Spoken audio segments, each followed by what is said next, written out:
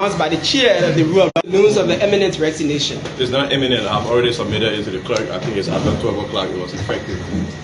Honorable Speaker, you've been holding on all through this month. Why now you made this decision? Okay, so it's important to put everything in perspective, right? We got to play the game by one set of rules. The rules keep changing, right? I think we held on because when the Supreme Court made a decision on December 6th, all the book people came and said it was confusing, the term ultra-virus, right? And so we waited for the Supreme Court to clarify that because we submitted what we call a bill of information. And we believed at the time that once the Supreme Court clarifies it, everybody will go according to the rule of law. The Supreme Court made a clarification. I think even the smallest child that started school could understand what the Supreme Court said. Except for Fonati Koffa, Speaker, any other thing that happened was illegal. Then the rules of the games shifted when the president said he would go by his original posture, which was to deal with a majority bloc. Okay? Once that changed, we had to assess our own participation in what is going on. And as we see it, after the caucus evaluated, with still those going up at the Capitol, with more armed men being called in as reinforcement, our choice was to either go tomorrow to the Capitol to have a repeat of some sort of violence, right? Or to avoid that. I think one of the things we try to do is to avoid it. The second thing is, you see Fonati Koffa, but you don't see the people standing behind Fonati Koffa. How long can I ask my 60 employees who have not been paid for 6 months to stay on? Okay, I have to evaluate that. How can I ask my colleagues who have endured this battle to stay on, especially when significantly we started to lose some of our most committed members after the president's statement. All of that led us to have a strategy session and a strategy meeting to say, what is the utility of holding on? Do I just continue to be a speaker sitting down at home while someone else is exercising the powers and the privileges of the office? In my mind, I think that's not a wise use of my time. In that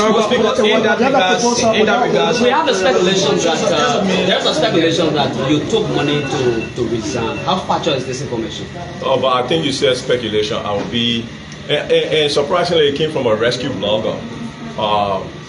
So he got to flesh out and bring more information. Let me tell you this: if I wanted to take money for this would not be the ideal time to take money, right? Because it's not as valuable as it was before the hearing, before the ruling, right? Before the ruling, if I had withdrawn my case, that was the ideal time. So it doesn't make sense. What they are saying is, and it's anticipated, in Liberia, nobody do things out of principle. We sat there for 6 months, no pay, no nothing, you know, nobody bringing any gas or anything. At the end of 6-7 months, and you can't say we took money. We could have taken money and spared the public. But there is no issue of money changing hands except the legitimate benefits, salaries and benefits of our colleagues. Was there a proposal from your resignation? Was there any proposal forward to any out of the executive or any branch of government concerning your resignation? Proposal in terms of dealing with some of your colleagues, Yes, we said we had a discussion with them that I intended to resign, that my request was that the salaries and benefits of my colleagues be paid. was that here too? Partially, and then that precipitated another meeting with my colleagues directly, in which they got the assurances that it will be done fully. What does this? What's about some of your employees who got arrested currently in central prison? What happened to that case? Okay, so we will reiterate what we've always said. I cannot negotiate a criminal case in a political settlement. It appears that maybe I'm guilty of something.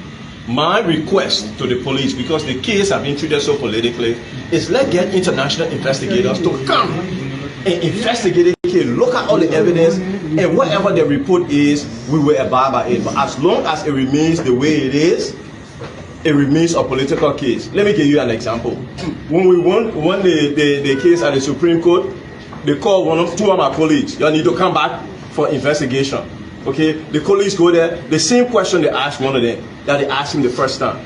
The day one of the newspapers came and said, "Oh, the speaker is resigning," the other colleague that was supposed to appear there, they said, "Oh, no, we need you again."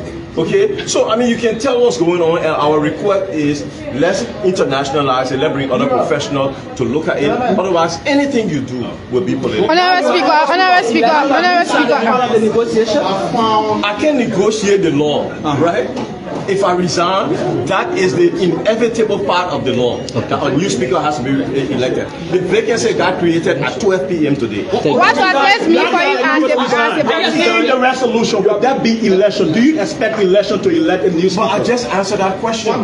That is the law. I can negotiate that. I can say if I resign, you will elect speaker. If I resign, a vacancy is created. And that vacancy, according to the Constitution and our rules, is what does this mean for you as a president? There is a continuation of the lawlessness. Okay. One left for you. What do you know the police? The police are that One left for you. Next to me is my book. It's called From 1 to 73, The Conspiracy at the Capitol. Wait, you said